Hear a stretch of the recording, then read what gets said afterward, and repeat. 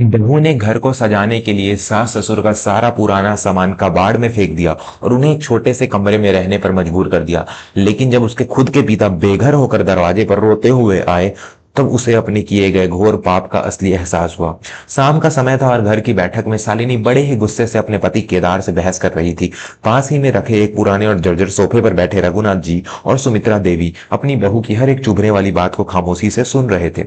तुमसे कितनी बार कहा है केदार कि मुझे इस बैठक का पूरा रूप बदलना है। आजकल के नए जमाने के हिसाब से मुझे यहाँ बड़ा सा टेलीविजन और नया झूमर लगवाना है, लेकिन तुम्हारे माता पिता का यह सड़ा हुआ लकड़ी का सामान और यह पुरानी किताबों की अलमारी यहाँ से हटने का नाम ही नहीं ले रही है। मेरे मायके से कोई आता है या मेरी सहेलियां आती हैं तो मुझे इस कबाड़ को देखकर शर्मिंदगी होती है।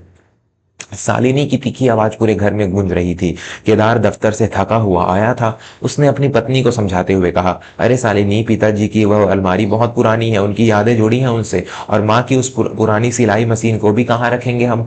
थोड़ा सा तो समझौता कर लो। घर के बड़े बुजुर्गों का भी इस घर पर उतना ही अधिकार है। कोई समझौता नहीं होगा, शालिनी ने पैर पटकते हुए कहा। मैंने कल सुबह ही कबाड़ी वाले को बुला लिया है। यह टूटी हुई आराम कुर्सी, यह भारी भरकम संदूक और यह किताबों का ढेर सब कल इस घर से बाहर जाएगा। और तुम्हारे माता पिता के लिए मैंने वह पीछे वाला छोटा कमरा साफ करवा दिया है जो रसोई के पास है। अब से वो दोनों वहीं रहेंगे। इस बड़ी बैठक में यह सब अब और बर्दाश्त नहीं करूंगी मैं। रघुनाथ जी अपनी उस पुरानी आराम कुर्सी को सहला रहे थे। यह कुर्सी उन्होंने अपनी पहली तनख्वाह से खरीदी थी। इस पर बैठकर उन्होंने केदार को बचपन में न जाने कितनी कहानियां सुनाई थी। सुमित्रा जी की आंखों में आंसू थे, लेकिन वे अपनी बहू के सामने रोना नहीं चाहती थी। रघुनाथ जी ने कांपती हुई आवाज में कहा, बहू, अगर तुम्हें यह कुर्सी बैठक में अच्छी नहीं लग रही तो इसे मेरे उस छोटे कमरे में ही रखवा दो। मैं इसी पर बैठकर अपनी रामायण पढ़ लिया करूंगा, और तुम्हारी सास की सिलाई मशीन भी कोने में आ जाएगी। कबाड़ी को मत बेचो बेटी, यह हमारी जिंदगी भर की पूंजी है। इसमें हमारा पूरा बीता हुआ कल बसता है। शालिनी ने मुंह बनाते हुए तंज कसा। पिताजी, उस छोटे से कमरे में मुश्किल से आप दोनों का बिस्तर आ पाएगा। वहां यह कुर्सी और मशीन रख दूंगी तो क्या आप दोनों छत पर लटक कर सोएंगे? आपको रामायण पढ़नी है तो बिस्तर पर बैठकर पढ़िए। और माँ जी को अब इस उम्र में कौन से कपड़े सिलने हैं? जो मशीन का मोह नहीं छूट रहा है, कल सुबह यह सारा कबाड़ यहाँ से जाएगा, मतलब जाएगा। अगर आप लोगों को इस घर में रहना है तो मेरे हिसाब से रहना होगा।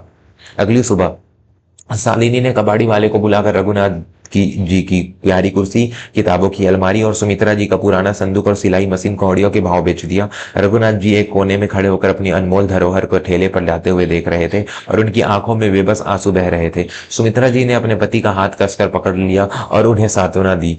शाम तक बैठक पूरी तरह खाली हो गई और अगले कुछ ही दिनों में वहां महंगे सोफे, एक बहुत बड़ा पर्दा और शानदार रोशनियां लग गई। शालिनी ने अब पूरे घर को अपने मन मुताबिक सजा लिया था। वहीं दूसरी तरफ रघुनाथ जी और सुमित्रा जी घर के उस सबसे छोटे कमरे में सिमट कर रह गए थे।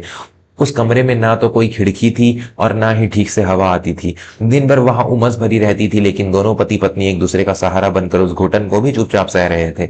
एक दिन शालिनी ने घर में एक दावत रखी। उसकी कई सहेलियां और उनके पति आने वाले थे। दावत शुरू होने से पहले शालिनी ने सुमित्रा जी के कमरे में जाकर सख्त लहजे में कहा, माँ जी, आज घर में मेरे कुछ खास मेहमान आ रहे हैं। आप दोनों से विनती है कि जब तक मेहमान घर में रहे आप दोनों बाहर मत निकलिएगा। आपके पुराने कपड़े और खांसने की आवाज से मेरे मेहमानों के सामने मेरी नाक कट जाएगी। खाना मैं आपके कमरे में ही भिजवा दूंगी। सुमित्रा जी ने भारी मन से बस सिर हिला लिया। रात भर बाहर हंसी ठहाकों की आवाजें आती रही और उस छोटे से कमरे में दो बूढ़े माता पिता अपने ही घर में अजनबियों की तरह कैद रहे। केदार अपनी पत्नी के प्यार में इतना अंधा हो चुका था कि उसे अपने माता पिता का यह तिरस्कार दिखाई ही नहीं दे रहा था। समय बीतता गया। शालिनी अपनी नई जीवन शैली में मगन थी और बूढ़े सास ससुर अपने अंधेरे कमरे में अपने दिन काट रहे थे। फिर एक दिन नियति ने शालिनी के अहंकार को तोड़ने का फैसला किया। बाहर बहुत तेज बारिश हो रही थी। रात के करीब 10 बज रहे थे। तभी दरवाजे पर किसी ने बहुत जोर से दस्तक दी। शालिनी और केदार टेलीविजन देख रहे थे। केदार ने जाकर दरवाजा खोला तो सामने का दृश्य देखकर वह सन्न रह गया। दरवाजे पर शालिनी के पिता देवेंद्र जी खड़े थे। वे पूरी तरह से बारिश में भीग चुके थे। उनके कपड़े कीचड़ से सने हुए थे और उनके हाथ में एक फटा हुआ झोला था। वे ठंड और दुख से कांप रहे थे और उनकी आंखों से लगातार आंसू बह रहे थे। शालिनी दौड़कर दरवाजे पर आई और अपने पिता की यह हालत देखकर घबरा गई। पिताजी, आपकी यह हालत कैसे हुई? आप इतनी रात को इस भयानक बारिश में अकेले यहाँ कैसे आ गए? भैया कहाँ है? शालिनी ने उन्हें सहारा देकर अंदर बैठक में बैठाया। केदार दौड़कर तौलिया ले आया। देवेंद्री फपक फपक कर रो पड़े। उनके रोने की आवाज सुनकर रघुनाथ जी और सुमित्रा जी भी अपने छोटे से कमरे से बाहर निकल आए और अपने समधी की ऐसी दयनीय स्थिति देखकर चिंतित हो गए। देवेंद्र जी ने रोते हुए भारी आवाज में कहा, बेटी, तेरे भाई प्रकाश और तेरी भाभी ने मुझे घर से निकाल दिया। उन्हें अपने नए शौक पूरे करने थे, उन्हें घर में व्यायाम करने की जगह चाहिए थी और एक बड़ा सा कमरा सजाना था। मेरी जिस पुरानी अलमारी में तेरी माँ की साड़ियाँ और उनकी आखिरी निशानियां रखी थी, उन्होंने उसे कबाड़ी को बेच दिया। जब मैंने हाथ जोड़कर मिन्नतें की तो उन्होंने मेरा बिस्तर उस सीलन भरे गोदाम में डाल दिया जहां घर का सारा कबाड़ रखा जाता है। यह सुनते ही शालिनी के पैरों तले जमीन खिसक गई। देवेंद्र जी रोते हुए आगे बोले, तेरी भाभी ने मुझसे साफ कह दिया कि अगर उनके साथ रहना है तो उसी अंधेरे गोदाम में चुपचाप पड़े रहना होगा, और जब उनके घर कोई मेहमान आए तो मुझे बाहर निकलने की मनाही थी। बेटी, मैं अपनी ही पत्नी की यादों के बिना और रोज रोज के उस अपमान के साथ उस घुटन भरे गोदाम में कैसे जीता। मेरा दम घुटने लगा था वहां, इसलिए मैं अपना यह छोटा सा झोला लेकर वहां से हमेशा के लिए निकल आया। मेरा इस दुनिया में तेरे अलावा अब कोई नहीं है बेटी।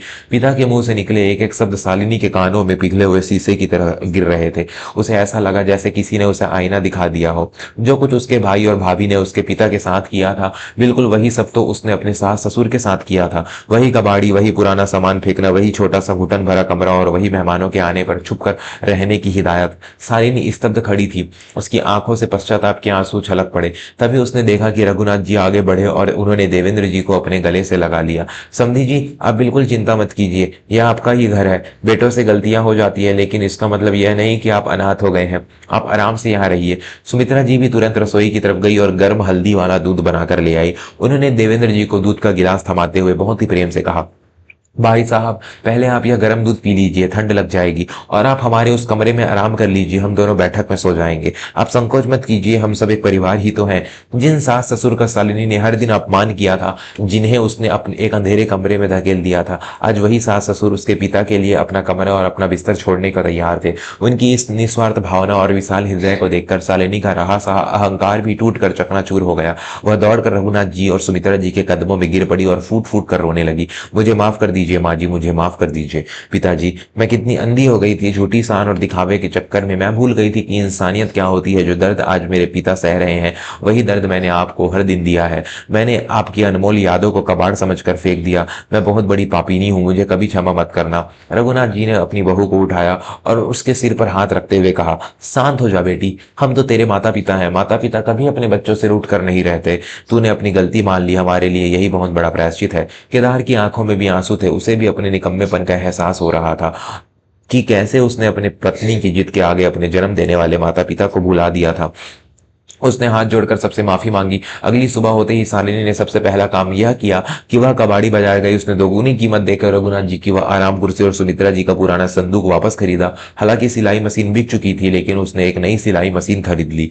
उसने घर लौटकर तुरंत बैठक से अपने मेहमानों वाला सारा शाम झाम हटवा दिया। घर का जो सबसे बड़ा और हवादार शयन कक्ष था, शालिनी ने उसे अपने सास ससुर के लिए सजाया। उस कमरे में रघुनाथ जी की कुर्सी और सुमित्रा जी का संदूक बड़ी इज्जत से रखा गया। देवेंद्र जी के लिए भी शालिनी ने एक अच्छा सा कमरा तैयार करवा दिया।